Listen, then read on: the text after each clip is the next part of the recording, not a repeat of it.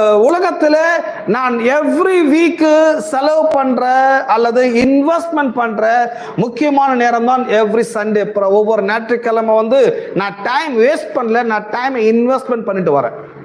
இந்த கோயிலுக்கு வந்தீங்கன்னா எதுவுமே வேஸ்ட் கிடையாது, எல்லாமே இன்வெஸ்ட்மெண்ட் தான். நீங்க 2 மணி நேரம் உட்கார்ந்து இங்க பிரசங்கத்தை கேட்கறீங்கன்னா உங்க லைஃப்ல நீங்க தரமான நேரத்தை தரமான விஷயத்துக்காக இன்வெஸ்ட்மெண்ட் பண்ணிட்டீங்க. நீங்க இன்வெஸ்ட்மெண்ட் பண்ணதை நீங்க சீக்கிரமா நிறையவே பெற்றுக்கொள்வீர்கள். உங்களுக்கு நிறைய டைம் கிடைக்கும் இந்த உலகத்துல. மற்றவங்க சொல்ற மாதிரி டைமே இல்லைன்னு யாரும் சொல்லவே மாட்டீங்க.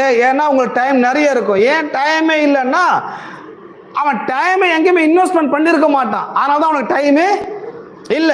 காசே இல்லைன்னு யார் சொல்றாங்க? காசே ஏன் இல்லைன்னா காசுக்காக நீங்க என்ன பண்ணீங்க? காசுக்காக நீங்க ஏதாச்சும் இன்வெஸ்ட்மெண்ட் பண்ணீங்களா? காசுக்காக ஏதாச்சும் நாலேஜ் ஏற்படுத்தி கொண்டிருக்கிறீங்களா?